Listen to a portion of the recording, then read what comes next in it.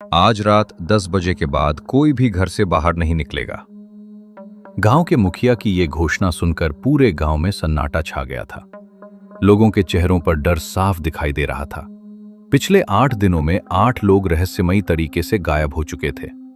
किसी को नहीं पता था कि वे कहां गए, किसने उन्हें उठाया या उनके साथ क्या हुआ। सबसे अजीब बात यह थी कि सभी लोग रात 10 बजे के बाद ही गायब हुए थे। न किसी ने कोई चीख सुनी थी, न किसी ने किसी को जबरदस्ती ले जाते देखा था। जैसे अंधेरा खुद जिंदा हो गया हो और हर रात अपने लिए एक नया शिकार चुन रहा हो। लेकिन उस समय किसी को नहीं पता था कि यह सब एक ऐसी डरावनी घटना की शुरुआत थी जिसे गांव वाले आज भी याद करके कांप उठते हैं। बारिश की हल्की बूंदें टीन की छत पर लगातार गिर रही थीं। गांव के बाहर बनी पुरानी चाय की दुकान पर 4 दोस्त बैठे हुए थे। रात गहरी हो चुकी थी। सड़क लगभग सुनसान थी और दूर दूर तक सिर्फ बारिश की आवाज सुनाई दे रही थी। राहुल, विक्की, समीर और अर्जुन गर्म चाय के कप हाथ में लिए बातें कर रहे थे। माहौल बिल्कुल सामान्य था, लेकिन उन्हें नहीं पता था कि कुछ ही मिनटों में वे एक ऐसी कहानी सुनने वाले हैं जो उनकी पूरी जिंदगी बदल देगी। दादाजी, गांव वाले कहते हैं कि आपने अपनी जवानी में कुछ ऐसा देखा था जिसके बारे में आज भी कोई बात नहीं करता। क्या वो सच है? समीर की बात सुनते ही चाय की दुकान के एक कोने में बैठे दादा ठाकुर ने धीरे से अपना सिर उठाया। उनकी उम्र लगभग 70 साल रही होगी। सफेद बाल, झुर्रियों से भरा चेहरा और आंखों में ऐसा अजीब डर जो किसी आम इंसान की आंखों में नहीं दिखता। उन्होंने कुछ क्षण तक बाहर हो रही बारिश को देखा, फिर चाय का एक घूंट लिया और धीमी आवाज में बोलना शुरू किया। सच है बेटा, और काश वो सब कभी हुआ ही न होता। आज से 40 साल पहले जब मैं जवान था, हमारे गांव में एक ऐसी घटना हुई थी जिसने पूरे इलाके में आतंक फैला दिया था। शुरुआत में किसी ने उसे गंभीरता से नहीं लिया, लेकिन कुछ ही दिनों में हालात इतने खराब हो गए कि लोग सूरज ढलने के बाद अपने घरों के दरवाजे बंद करके बैठ जाते थे। बच्चों को बाहर निकलने की इजाजत नहीं थी और रात 10 बजे के बाद तो पूरा गांव शमशान जैसा शांत हो जाता था। ऐसा क्या हो गया था दादाजी? लोग गायब होने लगे थे। ये सुनते ही चारों दोस्त एकदम चुप हो गए। बाहर बिजली चमकी और कुछ क्षण के लिए पूरी चाय की दुकान सफेद रोशनी में नहा गई। दादा ठाकुर की आवाज अब पहले से भी धीमी हो चुकी थी। पहले दिन एक किसान गायब हुआ। गांव वालों ने सोचा कि शायद वह किसी रिश्तेदार के यहाँ चला गया होगा। दूसरे दिन एक चरवाहा गायब हो गया। तीसरे दिन एक लकड़हारा। चौथे दिन एक दुकानदार। और फिर यह सिलसिला रुकने का नाम ही नहीं ले रहा था। हर सुबह किसी न किसी घर से रोने की आवाज आती थी। किसी का बेटा गायब था, किसी का पति, किसी का भाई। लेकिन सबसे डरावनी बात यह थी कि किसी को कोई सुराग नहीं मिलता था, जैसे धरती उन्हें निगल जाती हो। दादा ठाकुर कुछ क्षण के लिए चुप हो गए। उनकी आंखें कहीं दूर अतीत में खो चुकी थीं। ऐसा लग रहा था जैसे वो फिर से उसी दौर में पहुंच गए हों। लेकिन असली डर तब शुरू हुआ जब 8वां आदमी गायब हुआ। उसका नाम रामलाल था। वो गांव का डाकिया था। उस रात कई लोगों ने उसे अपनी साइकिल पर घर लौटते हुए देखा था। वो बिल्कुल ठीक था, लोगों से हंसकर बातें कर रहा था। किसी को जरा भी अंदाजा नहीं था कि वो अपनी जिंदगी की आखिरी यात्रा पर है। अगले दिन सुबह गांव वालों ने जंगल के रास्ते पर उसकी साइकिल देखी। साइकिल बिल्कुल सीधी खड़ी थी, उसका थैला भी वहीं लटका हुआ था, लेकिन रामलाल गायब था, जैसे वो हवा में विलीन हो गया हो।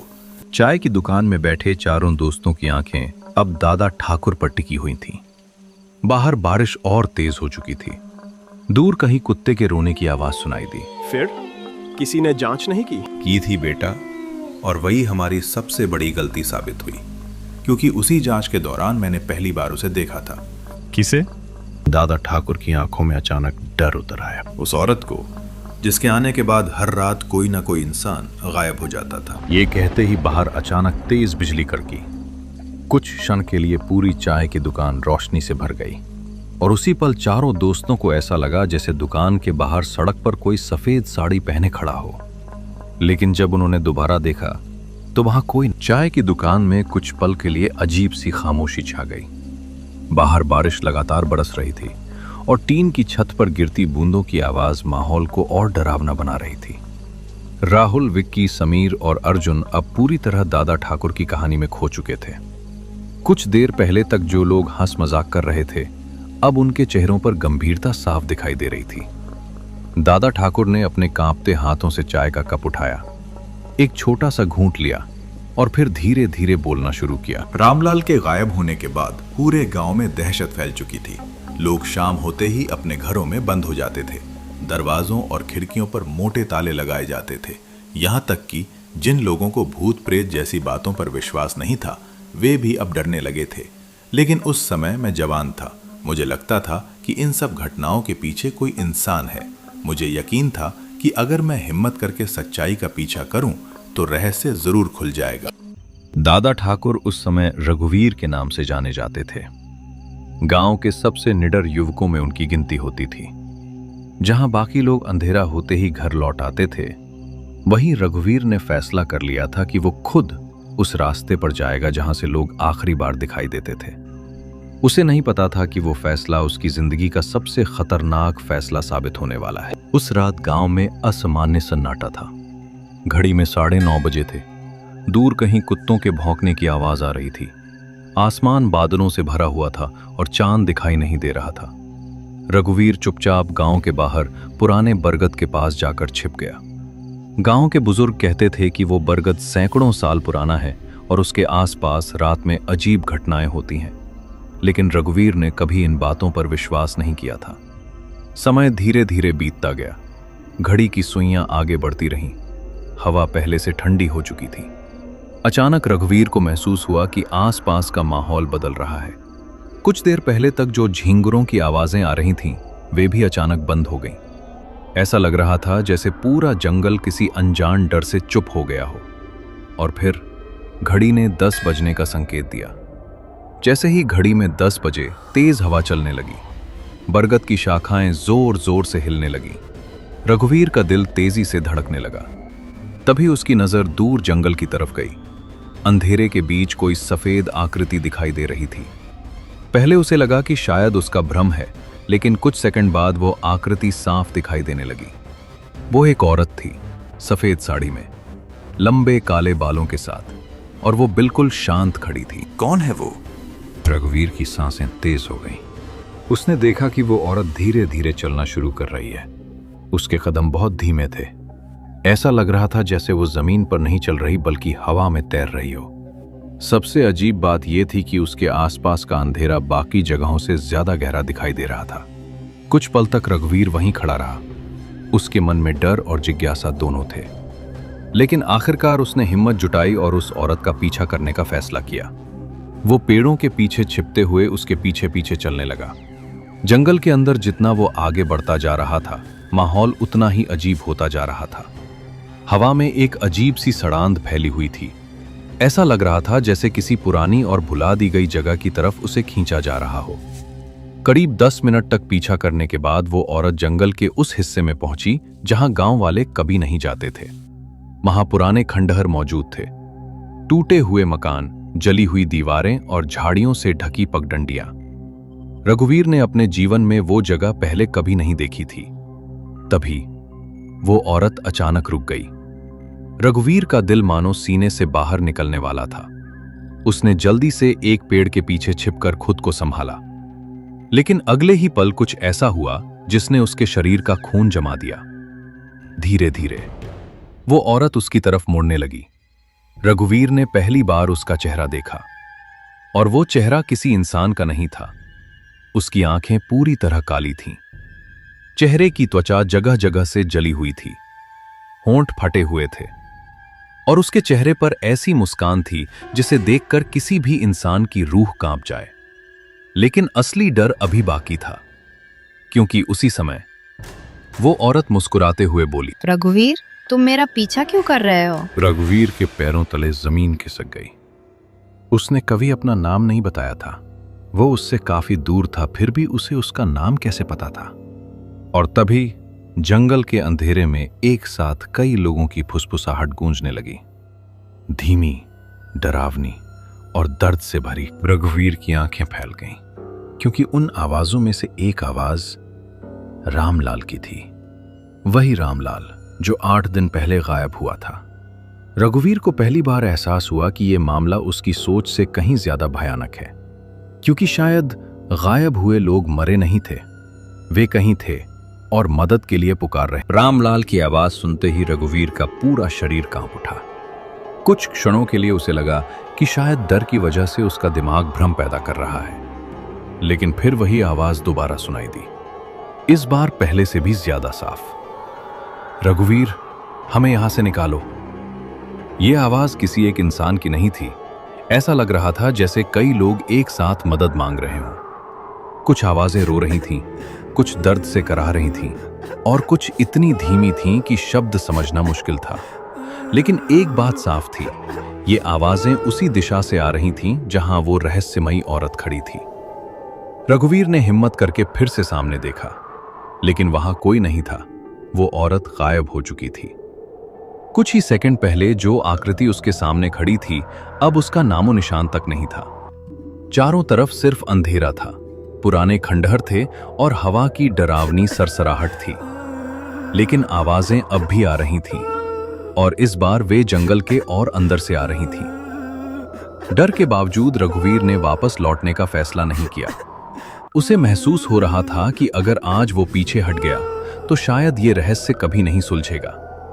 उसने एक जलती हुई लालटेन कसकर पकड़ी और उन आवाजों का पीछा करते हुए जंगल के अंदर बढ़ने लगा। जैसे जैसे वो आगे बढ़ रहा था, जंगल बदलता जा रहा था। पेड़ पहले से ज्यादा घने होते जा रहे थे, हवा और ठंडी हो रही थी, और जमीन पर अजीब निशान दिखाई दे रहे थे। ऐसे निशान जैसे किसी भारी चीज को घसीट कर ले जाया गया हो। करीब 15 मिनट तक चलने के बाद रघुवीर एक खुली जगह पर पहुंचा। वहां पहुंचकर उसके कदम अपने आप रुक गए, क्योंकि उसके सामने एक पुराना कुआं था, बहुत पुराना, इतना पुराना कि उसकी ईंटें जगह जगह से टूट चुकी थीं। उस कुएं के चारों तरफ सूखे पेड़ खड़े थे, और सबसे अजीब बात, कुएं के आसपास की जमीन पर कोई घास नहीं उगी थी, जैसे वहां वर्षों से कुछ अशुभ मौजूद हो। यही जगह है। रघुवीर धीरे धीरे कुएं के पास पहुंचा। उसके दिल की धड़कन अब इतनी तेज हो चुकी थी कि उसे खुद सुनाई दे रही थी। उसने लालटेन उठाकर कुएं के अंदर झांका। अंदर सिर्फ अंधेरा था, गहरा, अंतहीन और डरावना अंधेरा। तभी नीचे से एक हल्की सी आवाज आई, बचाओ। रघुवीर का शरीर सिहर उठा। वो आवाज कुएं के अंदर से आई थी, और ये कोई भ्रम नहीं था। कौन है नीचे? कुछ क्षण तक कोई जवाब नहीं आया। फिर अचानक कई आवाजें एक साथ गूंज उठीं। हमें बाहर निकालो, हमें यहां मत छोड़ो, वह आ रही है। रघुवीर के हाथ कांपने लगे। उसे लग रहा था कि ये गायब हुए लोगों की आवाजें हैं, लेकिन ये कैसे संभव था? अगर वे कुएं के अंदर थे तो इतने दिनों तक जिंदा कैसे रहे? उसी समय अचानक तेज हवा चली। रघुवीर की लालटेन बुझ गई और पूरा इलाका अंधेरे में डूब गया। कुछ सेकंड तक वो वहीं खड़ा रहा। फिर उसे अपने पीछे किसी के चलने की आवाज सुनाई दी, धीरे, बहुत धीरे, जैसे कोई नंगे पैर उसकी तरफ आ रहा हो। ठक ठक ठक। रघुवीर का गला सूख गया। उसने धीरे धीरे पीछे मुड़कर देखा, और इस बार जो उसने देखा, उसे देखकर उसकी चीख निकलते निकलते रह गई। उसके सामने वही औरत खड़ी थी, लेकिन इस बार वह अकेली नहीं थी। उसके पीछे धुंध जैसी कई परछाइयां खड़ी थीं, कुछ आदमी, कुछ औरतें और कुछ बच्चे। रघुवीर ने ध्यान से देखा और उसका खून जम गया, क्योंकि उन परछाइयों में उसने रामलाल को पहचान लिया। फिर दूसरे गायब हुए लोगों को, फिर तीसरे को, फिर चौथे को। वे सभी वहां थे, लेकिन उनकी आंखों में जीवन नहीं था। वे बिना पलक झपकाए रघुवीर को देख रहे थे, जैसे उनकी आत्माएं किसी कैद में फंस गई हों। तुम सच जानना चाहते थे ना रघुवीर? उसकी आवाज इंसान जैसी नहीं थी। ऐसा लग रहा था जैसे कई लोग एक साथ बोल रहे हों। ये सब अब मेरे हैं, और बहुत जल्द पूरा गांव मेरा होगा। अचानक उन सभी परछाइयों ने एक साथ रघुवीर की तरफ कदम बढ़ाना शुरू कर दिया। रघुवीर समझ गया कि अगर वह एक पल भी और रुका तो शायद कभी वापस नहीं लौट पाएगा। वो पूरी ताकत से गांव की तरफ भागा। पीछे से उसे वही हंसी सुनाई दे रही थी, एक ऐसी हंसी जो इंसान की नहीं हो सकती थी। उस रात रघुवीर किसी तरह अपनी जान बचाकर गांव पहुंच गया, लेकिन अगली सुबह उसे एक ऐसी बात पता चली जिसने उसके पैरों तले जमीन खिसका दी। क्योंकि गांव में एक और आदमी गायब हो चुका था। और इस बार गायब होने वाला कोई आम आदमी नहीं था, वह गांव के मुखिया का इकलौता बेटा। सुबह होते ही पूरे गांव में कोहराम मच गया। मुखिया हरिनारायण का इकलौता बेटा मोहन रात में अपने घर से गायब हो चुका था।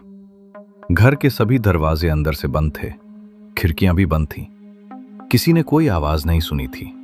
लेकिन जब सुबह मोहन की मां उसे जगाने उसके कमरे में गई तो वहां सिर्फ उसका बिस्तर था।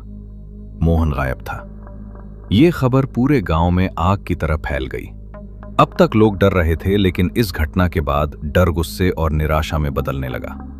कुछ लोग गांव छोड़ने की बात करने लगे, कुछ लोग इसे भगवान का प्रकोप मान रहे थे, और कुछ लोगों को लगने लगा कि अब उनकी बारी भी कभी भी आ सकती है। अगर मेरा बेटा भी सुरक्षित नहीं रहा तो इस गांव में कोई सुरक्षित नहीं है। मुखिया की आंखों में आंसू थे। पूरे गांव ने पहली बार उसे इतना टूटा हुआ देखा था। जिस आदमी की एक आवाज पर पूरा गांव इकट्ठा हो जाता था, आज वही आदमी खुद बेबस खड़ा था। उसी समय रघुवीर ने फैसला किया कि अब वो गांव वालों को सच बताएगा। उसने पंचायत में सबको जंगल में हुई घटना के बारे में बताया। उसने उस औरत का जिक्र किया, पुराने कुएं का जिक्र किया, और उन परछाइयों का भी जिनमें उसने गायब हुए लोगों को देखा था। लेकिन उसकी बात सुनकर कुछ लोग और ज्यादा डर गए, जबकि कुछ लोगों ने उस पर विश्वास ही नहीं किया। डर की वजह से तुम्हें भ्रम हुआ होगा। नहीं, मैं रघुवीर पर भरोसा करता हूं। इतने लोग ऐसे ही नहीं गायब हो सकते। पंचायत में बहस चल ही रही थी कि तभी पंडित शास्त्री वहां पहुंचे। उनके हाथ में एक पुरानी कपड़े की गठरी थी। उनके चेहरे पर चिंता साफ दिखाई दे रही थी। उन्होंने सबको चुप रहने का इशारा किया और धीरे धीरे पंचायत के बीच बैठ गए। अब समय आ गया है कि तुम सब वो सच्चाई जान लो जिसे वर्षों से छिपाया गया था। पूरा गांव शांत हो गया, सिर्फ हवा की आवाज सुनाई दे रही थी। पंडित शास्त्री ने अपनी गठरी खोली। उसमें कुछ पुराने कागज और एक जली हुई तस्वीर थी। लगभग 50 साल पहले हमारे गांव के पास एक छोटी बस्ती हुआ करती थी। उस बस्ती में एक लड़की रहती थी। उसका नाम मोहिनी था। मोहिनी बहुत सुंदर थी, लेकिन वो सुंदरता ही उसकी सबसे बड़ी दुश्मन बन गई। उस समय गांव में लगातार बीमारियां फैल रही थीं, फसलें खराब हो रही थीं, लोग परेशान थे, और जब इंसान डरता है तो अक्सर किसी न किसी को दोषी ढूंढ लेता है।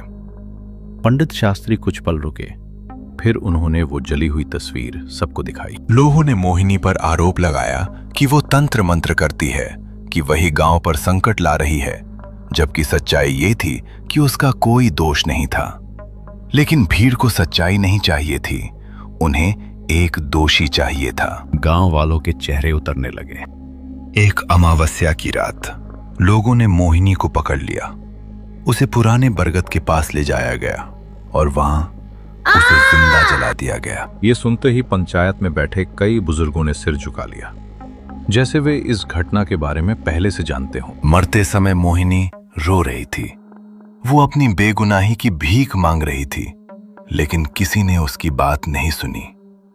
और जब आग उसकी पूरी देह को घेर चुकी थी, तब उसने एक श्राप दिया। हवा अचानक तेज चलने लगी। उसने कहा था, जिस तरह तुमने मेरी जिंदगी छीनी है, उसी तरह मैं तुम्हारे गांव से एक एक करके लोगों को छीनूंगी। पंचायत में बैठे लोगों के शरीर में सिहरन दौड़ गई। लेकिन अगर वो बदला लेना चाहती है तो लोगों को मार क्यों नहीं रही? उनकी लाशें क्यों नहीं मिली? यही सवाल पंडित शास्त्री को भी परेशान कर रहा था। उन्होंने धीरे धीरे सिर उठाया। क्योंकि उसका मकसद सिर्फ मारना नहीं है। तो फिर वो अकेली मर गई थी, अकेली, दर्द में, विश्वासघात के साथ।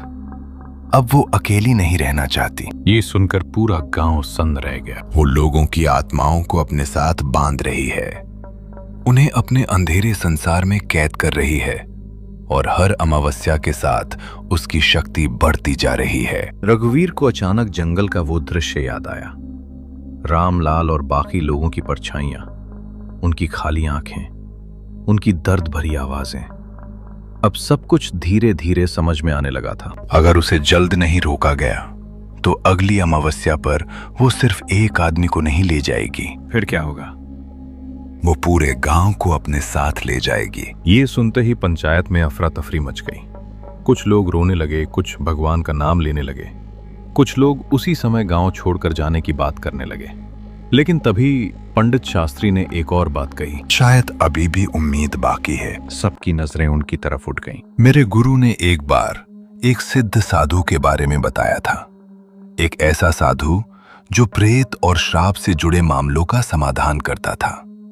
अगर कोई मोहिनी को रोक सकता है तो सिर्फ वही। वे जहां भी हैं, मैं उन्हें ढूंढ कर लाऊंगा। लेकिन रघुवीर नहीं जानता था कि समय लगभग खत्म हो चुका है, क्योंकि उसी रात अमावस्या शुरू होने वाली थी और उसी रात मोहिनी पहली बार अपनी पूरी शक्ति के साथ प्रकट होने वाली। पंडित शास्त्री की बात सुनने के बाद पंचायत खत्म तो हो गई, लेकिन उस दिन गांव में किसी ने चैन की सांस नहीं ली। ऐसा लग रहा था जैसे पूरा गांव किसी अदृश्य तूफान का इंतजार कर रहा हो। सूरज धीरे धीरे पश्चिम की तरफ झुक रहा था और उसके साथ ही लोगों के चेहरों पर डर और गहरा होता जा रहा था। घरों के दरवाजे समय से पहले बंद होने लगे। औरतें बच्चों को घर के अंदर बुला रही थीं। बुजुर्ग भगवान के सामने दीपक जला रहे थे। हर किसी को महसूस हो रहा था कि आज की रात साधारण रात नहीं होने वाली। रघुवीर ने भी समय बर्बाद नहीं किया। अगले ही दिन सुबह वो पंडित शास्त्री द्वारा बताए गए साधु को खोजने निकल पड़ा। उसके मन में सिर्फ एक ही बात घूम रही थी, अगर वो साधु नहीं मिला तो शायद गांव को बचाना असंभव हो जाएगा। लगातार 2 दिन तक रघुवीर जंगलों, पहाड़ियों और छोटे छोटे गांवों में भटकता रहा। कई लोगों से पूछताछ की। कुछ लोगों ने उसे पागल समझा, कुछ ने उसका मजाक उड़ाया, लेकिन आखिरकार एक बूढ़े चरवाहे ने उसे एक पहाड़ी मंदिर का रास्ता बताया। उसने कहा कि वहां एक अघोरी साधु रहते हैं जो ऐसी शक्तियों के बारे में जानते हैं जिनका नाम लेने से भी लोग डरते हैं। तीसरे दिन शाम होने से कुछ पहले रघुवीर उस पहाड़ी मंदिर तक पहुंच गया। मंदिर बहुत पुराना था। उसके आसपास कोई नहीं था। हवा में धूप और भस्म की गंध फैली हुई थी। मंदिर के भीतर एक साधु ध्यान में बैठे थे। उनकी लंबी जटाएं जमीन तक पहुंच रही थीं। शरीर पर भस्म लगी हुई थीं और आंखें बंद थीं। रघुवीर कुछ बोल पाता उससे पहले ही साधु ने आंखें खोल दी। तुम्हारे गांव में वो लौट आई है ना? रघुवीर के पैरों तले जमीन खिसक गई। उसने अभी तक कुछ कहा भी नहीं था। महाराज, आपको कैसे पता? क्योंकि पिछले 3 दिनों से उसकी अशांत ऊर्जा पूरे क्षेत्र में फैल रही है। वो अब पहले से कहीं ज्यादा शक्तिशाली हो चुकी है। रघुवीर ने गांव की सारी कहानी उन्हें बताई। मोहिनी के बारे में बताया, गायब हुए लोगों के बारे में बताया, पुराने कुएं और उन परछाइयों के बारे में भी बताया। साधु सब कुछ चुपचाप सुनते रहे। फिर उन्होंने गहरी सांस ली। मामला बहुत गंभीर है, लेकिन अभी सब खत्म नहीं हुआ। महाराज, क्या सच में हम उसे रोक पाएंगे? हाँ, लेकिन इसकी कीमत चुकानी पड़ेगी। रघुवीर ने बिना एक पल गवाए साधु से गांव चलने की विनती की। साधु तैयार हो गए। दोनों तुरंत गांव की ओर निकल पड़े, लेकिन उन्हें नहीं पता था कि उसी समय गांव में कुछ और भी भयानक हो रहा था। उधर गांव में अमावस्या की रात शुरू हो चुकी थी। आसमान पूरी तरह काला था। बादलों ने तारों तक को ढक लिया था। हवा में अजीब सी ठंडक थी। गांव के लोग अपने अपने घरों में बंद थे। तभी रात लगभग 9:30 बजे गांव के अलग अलग घरों में एक जैसी घटनाएं होने लगीं। किसी को अपने मृत पिता की आवाज सुनाई दी, किसी को अपनी मां की, किसी को अपने भाई की, और हर आवाज एक ही बात कह रही थी, दरवाजा खोलो, मैं वापस आ गया हूं, मुझे अंदर आने दो। जो लोग डर के कारण दरवाजा नहीं खोल रहे थे, वे खिड़कियों से झांक रहे थे, लेकिन बाहर कोई दिखाई नहीं देता था, सिर्फ अंधेरा, गहरा और भयावह अंधेरा। इसी बीच गांव के एक बुजुर्ग भोलाराम अपने घर में अकेले बैठे थे। उनकी पत्नी कई साल पहले गुजर चुकी थी। अचानक उन्हें बाहर से अपनी पत्नी की आवाज सुनाई दी, भोलाराम, दरवाजा खोलो, मैं लौट आई हूँ। भोलाराम के हाथ कांपने लगे। उन्होंने खुद को समझाने की कोशिश की कि ये भ्रम है, लेकिन आवाज लगातार आती रही और हर बार पहले से ज्यादा स्पष्ट। तुमने मुझे पहचाना नहीं क्या? आखिरकार भोलाराम अपने आप पर काबू नहीं रख सके। उन्होंने धीरे धीरे दरवाजा खोल दिया। बाहर कोई नहीं था, सिर्फ ठंडी हवा और सड़क पर फैला अंधेरा। भोलाराम ने राहत की सांस ली, लेकिन तभी उन्हें महसूस हुआ कि उनके पीछे कोई खड़ा है। उन्होंने पलटकर देखा और उनकी चीख निकल गई। उनके घर के अंदर एक सफेद साड़ी पहने औरत खड़ी थी। उसकी आंखें पूरी तरह काली थीं और उसके चेहरे पर एक भयानक मुस्कान थी। अगली सुबह भोलाराम गायब थे, लेकिन इस बार कुछ ऐसा मिला जिसने पूरे गांव को हिला दिया। भोलाराम के घर की दीवार पर कोयले से एक संदेश लिखा हुआ था, हम अंधेरे में कैद हैं, वो हमें छोड़ती नहीं, हमें बचाओ। ये लिखावट भोलाराम की थी। गांव वालों ने उसे तुरंत पहचान लिया। अब किसी को शक नहीं रहा था कि गायब हुए लोग किसी तरह अभी भी मौजूद हैं, कहीं न कहीं किसी अंधेरी जगह में मदद का इंतजार कर रहे हैं। उसी शाम रघुवीर और साधु गांव पहुंच गए, लेकिन गांव में कदम रखते ही साधु रुक गए। उन्होंने आंखें बंद की, कुछ क्षण तक हवा को महसूस किया, फिर उनका चेहरा गंभीर हो गया। क्या हुआ महाराज? बहुत देर हो चुकी है। मोहिनी अब सिर्फ एक आत्मा नहीं रही, उसकी शक्ति कई गुना बढ़ चुकी है और आज रात वो खुद प्रकट होगी। साधु की बात सुनकर रघुवीर का दिल बैठ गया, क्योंकि आज ही अमावस्या की रात थी, वही रात जिसका इंतजार मोहिनी वर्षों से कर। साधु की बात सुनते ही रघुवीर के शरीर में सिहरन दौड़ गई। पूरे गांव में पहले से ही डर का माहौल था, लेकिन अब पहली बार लोगों को महसूस हुआ कि जिस चीज से वे इतने दिनों से डर रहे थे, उसका सामना करने का समय आ चुका है। सूरज पूरी तरह डूब चुका था, आसमान काला हो गया था। उस रात अमावस्या थी, इसलिए चांद की एक किरण तक दिखाई नहीं दे रही थी। ऐसा लग रहा था जैसे पूरी दुनिया अंधेरे की चादर में लिपट गई हो। साधु ने गांव के सभी लोगों को पंचायत में बुलाया। हर आदमी, औरत और बच्चा डरे हुए चेहरे के साथ वहां पहुंचा। किसी को समझ नहीं आ रहा था कि आगे क्या होने वाला है। साधु की बात सुनकर कई लोगों के चेहरे सफेद पड़ गए। उन्हें पिछली रातों की घटनाएं याद आ गईं, वे आवाजें, वे परछाइयां और वे लोग जो दरवाजा खोलने के बाद कभी वापस नहीं लौटे। इसके बाद साधु, रघुवीर और पंडित शास्त्री पुराने बरगद की तरफ चल पड़े। वही बरगद जिसके नीचे वर्षों पहले मोहिनी को जिंदा जलाया गया था, वही बरगद जिसके आसपास गायब लोगों के निशान मिलते थे, और वही बरगद जिसके नीचे रघुवीर को इंसानी हड्डियां मिली थीं। जब वे वहां पहुंचे तो रात के लगभग 9:30 बज चुके थे। साधु ने जमीन पर एक बड़ा यंत्र बनाना शुरू किया। उन्होंने भस्म, लाल सिंदूर और कुछ दुर्लभ जड़ी बूटियों का उपयोग किया। फिर चारों दिशाओं में दीपक जलाए। वातावरण धीरे धीरे बदलने लगा। हवा भारी लगने लगी, जैसे जंगल खुद सांस रोककर किसी घटना का इंतजार कर रहा हो। महाराज, क्या सच में हम उसे रोक पाएंगे? अगर उसका क्रोध उससे बड़ा हुआ तो नहीं, लेकिन अगर उसके अंदर कहीं इंसानियत का एक हिस्सा भी बाकी है तो शायद। रघुवीर ये जवाब पूरी तरह समझ नहीं पाया, लेकिन उससे पहले ही घड़ी ने 10 बजने का संकेत दे दिया। जैसे ही घड़ी में 10 बजे पूरे जंगल का माहौल बदल गया। हवा अचानक तूफान में बदल गई। बरगद की शाखाएं इतनी जोर से हिलने लगी जैसे कोई अदृश्य शक्ति उन्हें तोड़ने की कोशिश कर रही हो। दूर गांव के कुत्ते एक साथ रोने लगे और फिर चारों तरफ से फुसफुसाहट की आवाजें आने लगी। रघुवीर ने घबराकर इधर उधर देखा। जंगल के अंधेरे में धुंध जैसी आकृतियां दिखाई देने लगी थीं। पहले 1, फिर 2, फिर 10, फिर दर्जनों।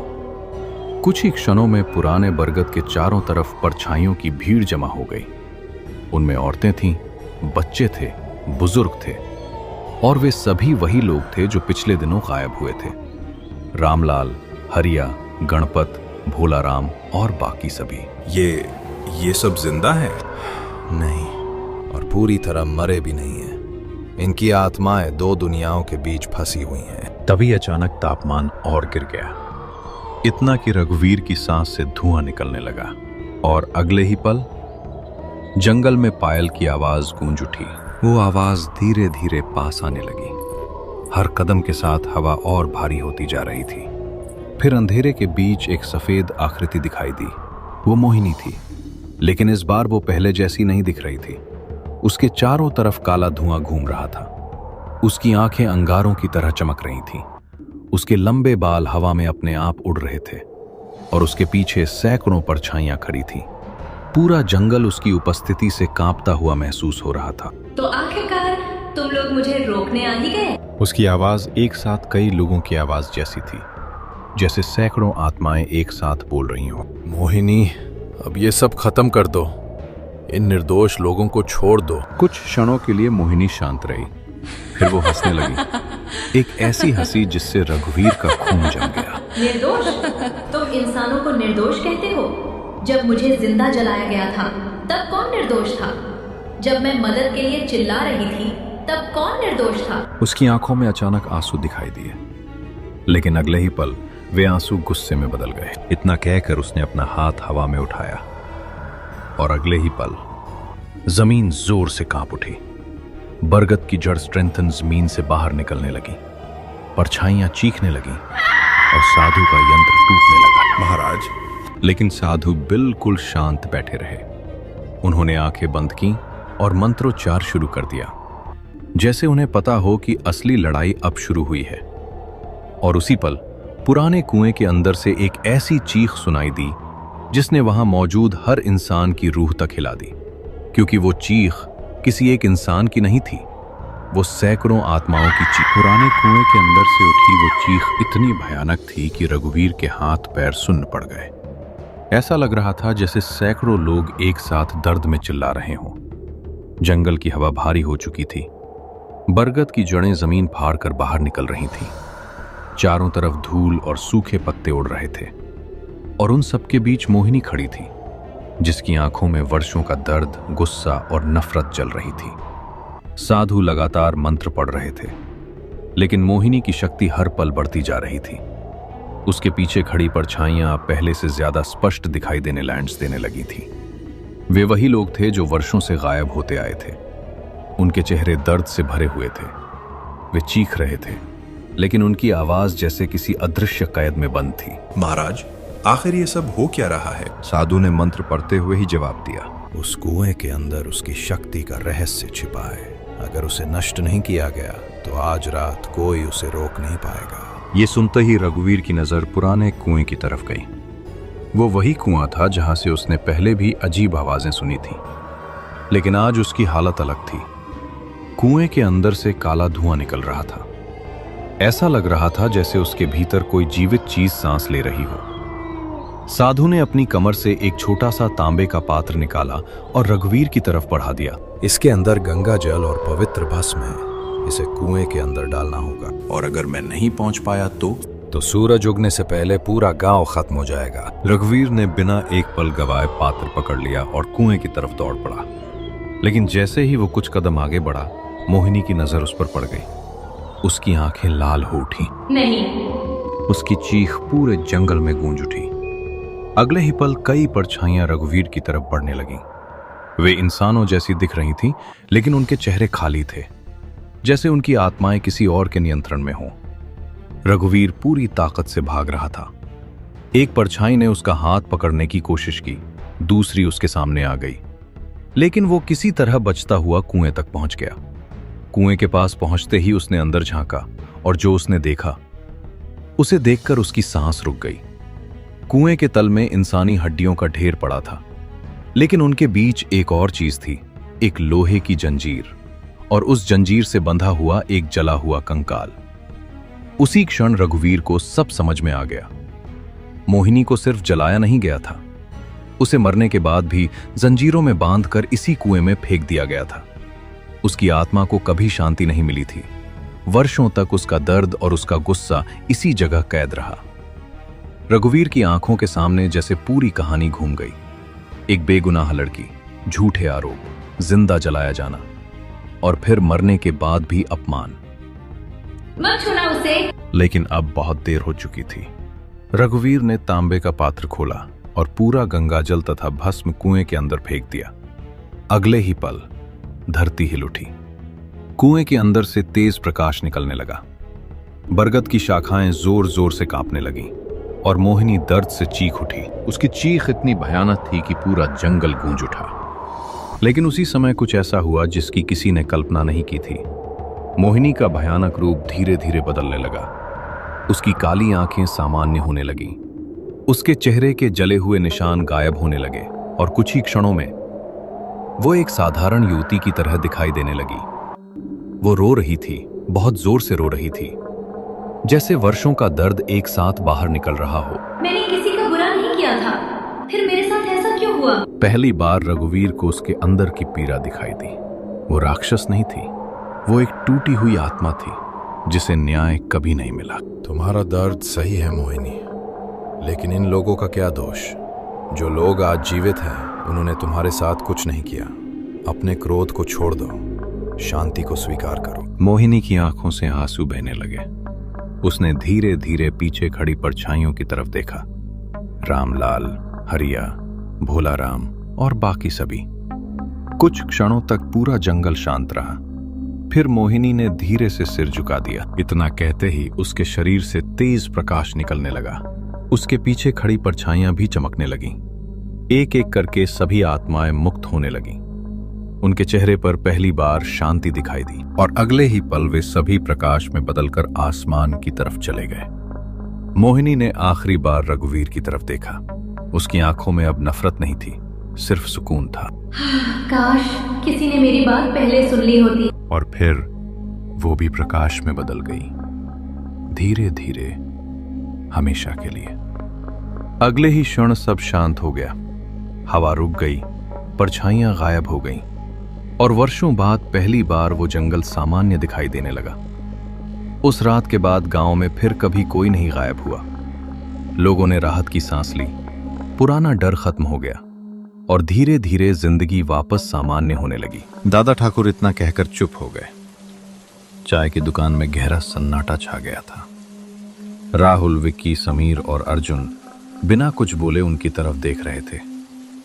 बाहर बारिश अब भी हो रही थी। तो सच में उसके बाद सब खत्म हो गया? दादा ठाकुर जवाब देने ही वाले थे कि तभी दुकान के बाहर से एक आवाज आई। पायल की आवाज, बिल्कुल वैसी जैसी दादा ठाकुर ने अपनी कहानी में बताई थी। दादा ठाकुर के हाथ से चाय का कप छूटकर जमीन पर गिर गया। उनके चेहरे का रंग उड़ चुका था। क्या हुआ दादाजी? दादा ठाकुर कांपते हुए दुकान के बाहर अंधेरे की तरफ देखने लगे। कुछ सेकंड तक वहां सिर्फ बारिश दिखाई दी, लेकिन फिर सड़क के किनारे एक सफेद साड़ी पहने औरत खड़ी दिखाई दी। उसने धीरे से सिर उठाया और मुस्कुरा दी। अगले ही पल बिजली चमकी और जब रोशनी गई वो औरत गायब थी। नहीं, ये नहीं हो सकता। उस रात चारों दोस्तों ने भी पीछे मुड़कर नहीं देखा, क्योंकि कभी कभी कुछ कहानियां खत्म नहीं होती, वे सिर्फ इंतजार करती हैं फिर से शुरू